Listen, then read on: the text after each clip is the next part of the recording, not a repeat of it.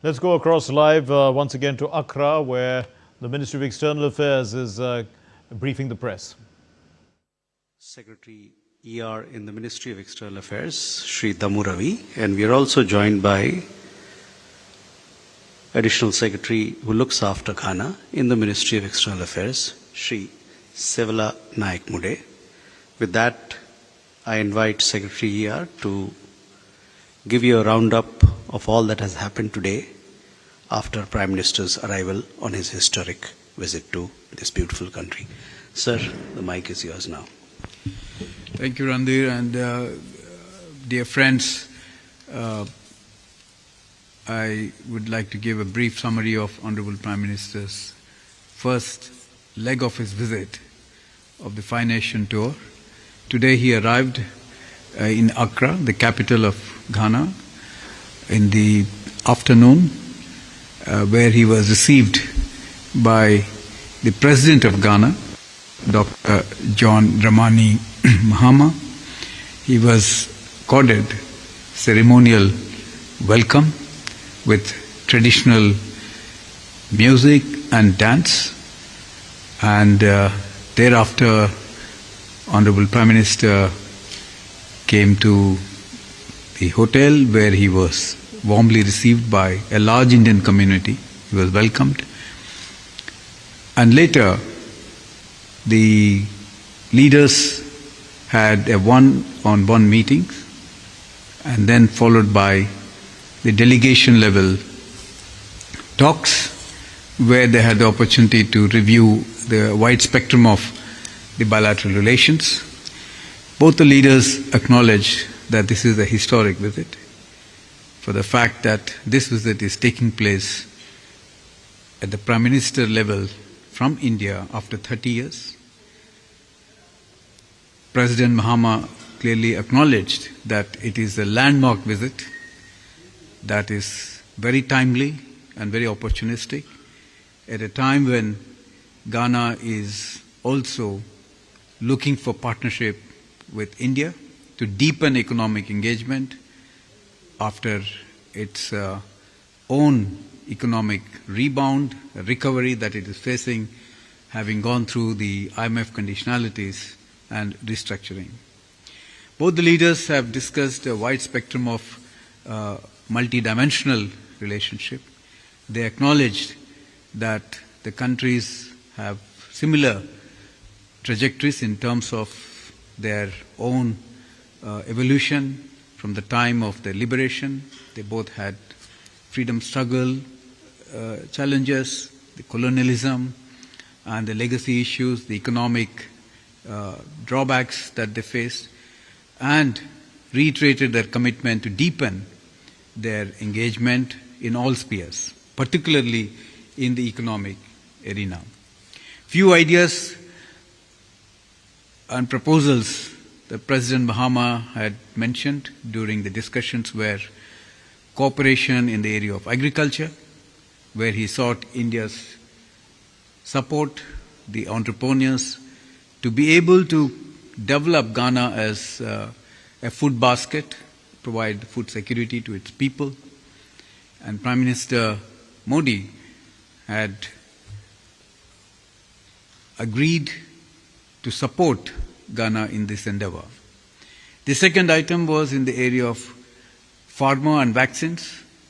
President Mahama is very clearly interested to create Ghana a hub for vaccines, and some development has already taken place in collaboration with the Global Vaccine Alliance, and in that context he wants Indian entrepreneurs to come and set up manufacturing units in the pharma and vaccines, where India clearly has advanced its capacities. The third area is in the area of defense cooperation. Here again, there are concerns for Ghana in terms of security. Terrorism from the northern region, the Sahel region, and the piracy in the seas are of concern.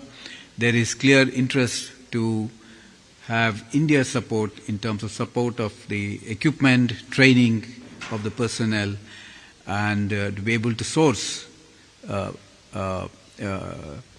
equipment from India, which has now become very clearly a leader in defense exports. There was also concern for the way terrorism is affecting the world. President Mahama clearly expressed solidarity with India. He condemned the Pahalgam terrorist attacks, and he was very clear and unequivocal in his support for India and the solidarity in the fight against terrorism. The leaders discussed several other areas of cooperation, but I think I would like to underline here very importantly the idea of cooperation in the critical minerals, where Ghana, the President, has offered India to collaborate in harnessing the critical minerals with India's investments and also processing capacities. From our side, from Indian side, Honorable Prime Minister mentioned about the digital public infrastructure where India has been able to provide low-cost solutions which have been successfully implemented in the country, and this could be used for Ghana, which is also looking at the opportunity in payment gateways across Africa, and there is a clear synergy between India and Ghana in that area. After the delegation level talks, there were signing of the memorandum of understandings, 4 of them. One, to establish the Joint Commission meeting at the Foreign Office level. The second is traditional medicine, where there is scope for both sides to exchange experts, training in that area. The third is in the cultural sphere, the cultural exchange program, where again there's a hope that this will provide encouragement for exchanges in culture and tourism. And the fourth one is in the area of standard setting. Now, all these memorandum of understandings are very important. They provide impetus for the relationship, particularly in the sphere of economic collaborations and activities. At the end of the talks, there were press statements by both the leaders, and thereafter, Honorable Prime Minister was conferred the National Award to Prime Minister Modi, the Order of the Star of Ghana, for his global statesmanship, and in recognition of his contribution to the global peace and stability and the role he has actively played in that arena. Friends, Honorable Prime Minister will be interacting with the Indian community tomorrow. You know that there are 15,000 Indians in Ghana, very active, and their contribution to the Ghanaian economy and society was recognized by President Mahama today in his address, and they continue to play an active role in Ghana's economic activity. Tomorrow, Honorable Prime Minister will pay homage to the leader, the first president of Ghana, Dr.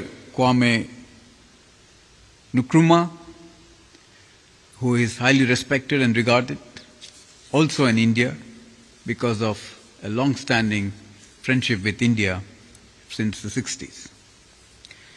Thereafter, Honorable Prime Minister will address the Parliament of Ghana.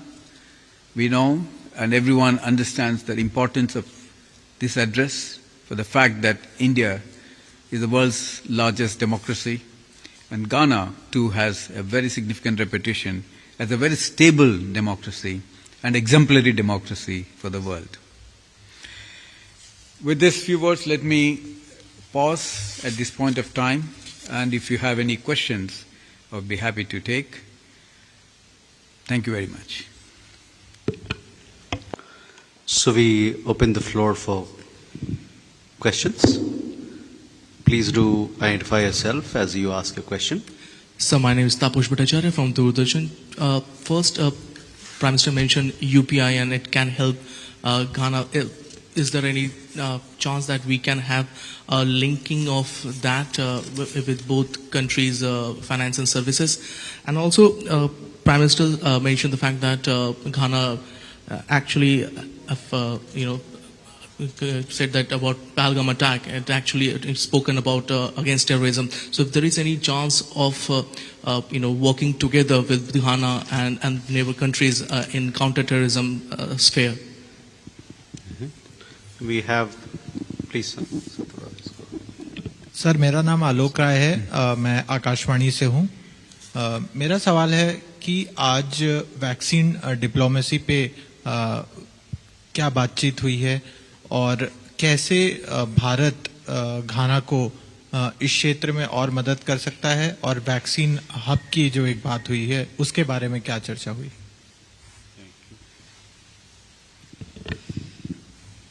Any more questions this side? Okay, here, please. Please, there's a mic there. Hi, I am Juliet Etepe with the Business and Financial Times.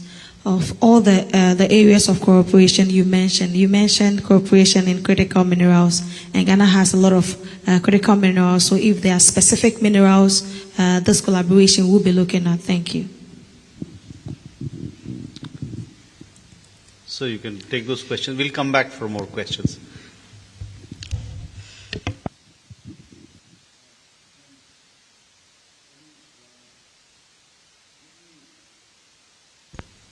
Let me first clarify to you that the importance of cooperation, collaboration between India and Ghana also has to be seen in the context of the global South countries coming together. And South-South cooperation, the solutions to be found by the countries of the global South by way of sharing the expertise, know-how, and doing collaborations. And that's very important for us to understand.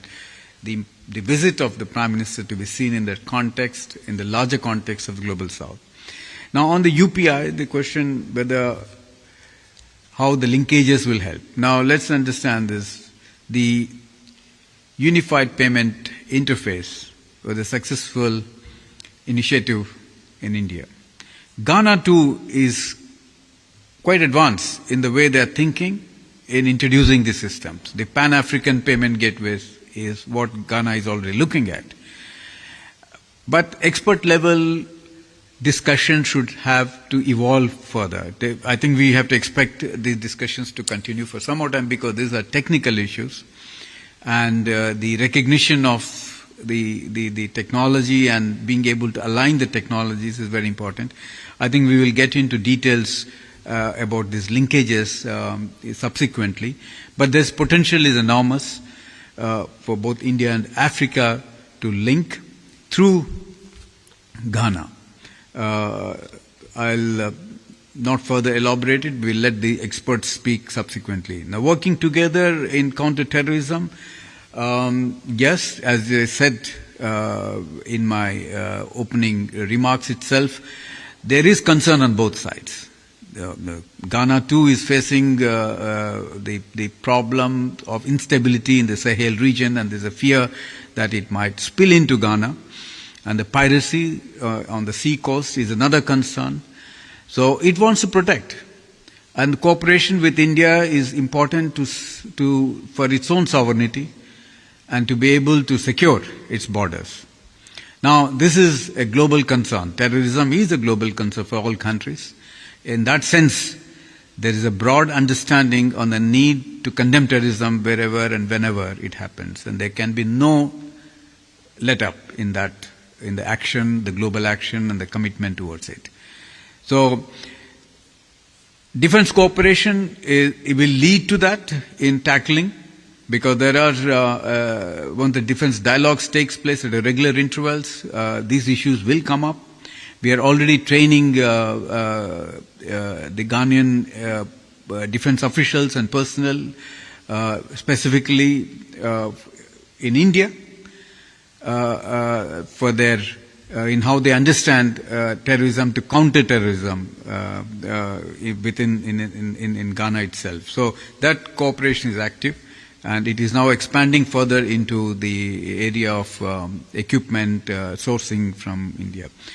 On the vaccine hub, well, एक आपने जो सवाल पूछा है vaccine के बारे में, तो वैसे तो यहाँ पर जो सिस्टम है ऑलरेडी इंडिया से एक्सपोर्ट हो रहा है यहाँ को, लेकिन प्रेसिडेंट महामा का जो इंटरेस्ट है कि यहाँ पर fill and finish concept manufacturing facilities अगर हम यहाँ पर चालू करें, सिर्फ घाना के लिए नहीं लेकिन वेस्ट अफ्रीका को जो मार्केट के एक्सपैंड कर सकते, हमारा फुटप्रिंट वहाँ बढ़ा सकते. तो ये हमारा जो एंटरप्रेन्योर्स ऑलरेडी ट्रेडिंग कर रहे, जो मेडिसिन और फार्मा और वैक्सीन यहाँ के सेटअप करने से और उनका जो बल मिलेगा और मार्केट एक्सपेंशन का अपॉर्चुनिटी भी मिलेगा. तो वही है उनका thinking. And in the larger context of engaging India in the pharma and vaccine space, I think this is a very good opening. This is a gateway. And we should encourage our entrepreneurs to be able to take advantage of what President Mahama is offering in terms of collaborations in the pharma area. This has become an important priority for all the countries around the world, particularly in Africa post-COVID. And we see that as an opportunity. In terms of, Madam, you talked about critical minerals in specific, but I think this needs a bit more exploration because Ghana, as we know, is endowed with very rich minerals, and that the world knows, which is why it is called as the Gold Coast. And there are other minerals which are yet to be explored. And the President Mahama has clearly mentioned that Ghana has several critical minerals still to be explored and exploited. And he has offered Indian expertise and entrepreneurship to come and be able to precisely do collaborations here. So we know that there are many possibilities here. It requires a study, it requires exploration, and then exploitation it follows from there. Thank you very much. Okay, thank you. My name is James Samu Jr. Please, go ahead. Yes, I work with the Ghana News Agency.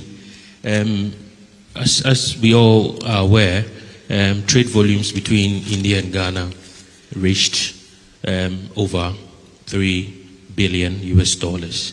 And as we may also be aware, Ghana has been, touted as the citadel of trade now in Africa, so to say, with the Africa Continental Free Trade Area situated here. How is India hoping to leverage AFTA to boost trade, but also to increase the trade volumes? Mm-hmm. Please. Mm-hmm.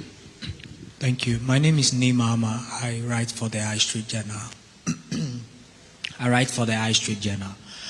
In your conversation about the setting up of plants, the president launched the 24-hour economic policy, which is expected to run the country one way or the other, 24 hours. And some ministers, even the president himself, the chief of staff, have been to other countries like China to engage investors. In terms of time frame, can you give us a time frame whereby we can see more of the Indian community trooping into Ghana and enforcing the collaboration in the terms of setting up of plants and all that? Thank you. Question there, please. Good evening. My name is Blessed Sugam, I'm a broadcast journalist with the Multimedia Group. I have a question on BRICS. 2 years ago, the former president, Nana Akufo-Addo, espoused the idea that Ghana may be at the doorstep of BRICS, asking for membership, just as many other West African countries. President Mahama, during his inaugural speech, also appears to be following that line, adding that BRICS appears to be creating a new world order. Will India open its arms in the form of the kind of leadership that we've seen over the years that you've played on that multilateral platform in accepting countries such as Ghana as members? Then also, this will be the Prime Minister's second visit to West Africa this year. Is West Africa becoming the new destination for Indian investment? Thank you. You have a question? Good evening. My name is Emmanuel, and I write for the Daily Graphic newspaper. I want to find out, with the cooperation that has been signed between Ghana and India, I want to know how much of investments monetarily, if that calculation has been done, is going into this cooperation between Ghana and India on the part of India, and what will the Indian government also be getting from Ghana with this cooperation? What India is going to get. Yes, sir. What's the investment coming from? We have a question there? Yes. My name is Mabel from GBC. In all that you've mentioned, you've not said anything about the power sector. We know India is very big on renewables, especially solar. So right now with the crisis, a little bit of crisis that we're facing in the power sector, is India bringing on board anything? Okay. So we can take these questions.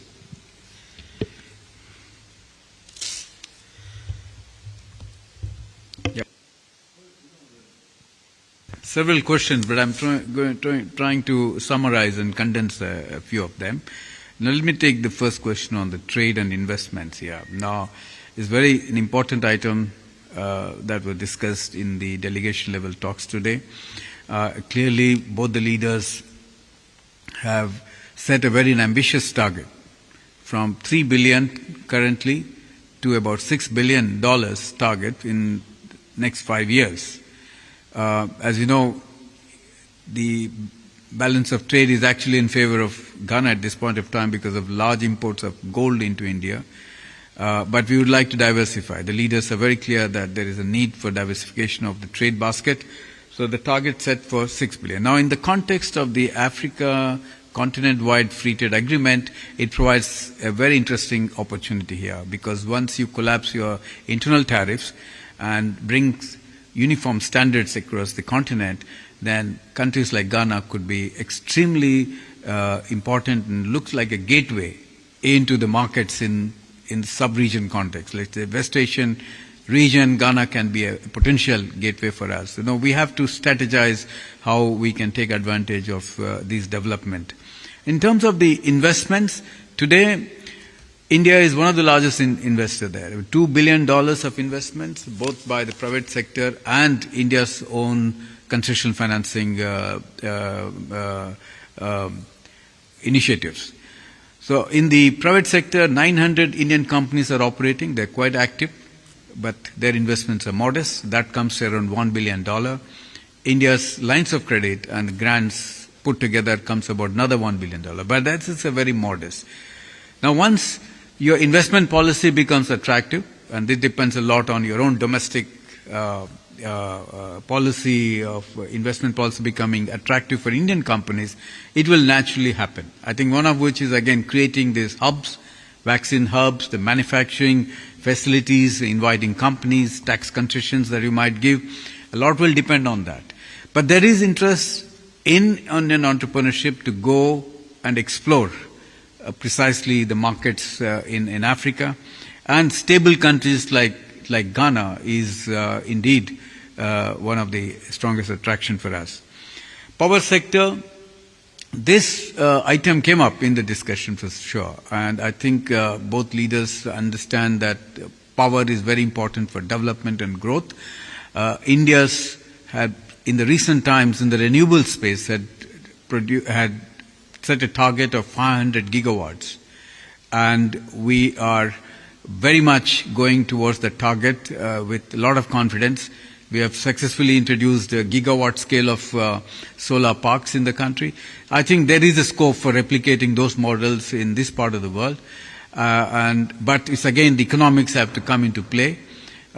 In the course of time, we'll have to see the industry interest, the offtake agreements that the governments will enter into will provide that kind of lure and attraction for Indian companies. So we remain hopeful on that.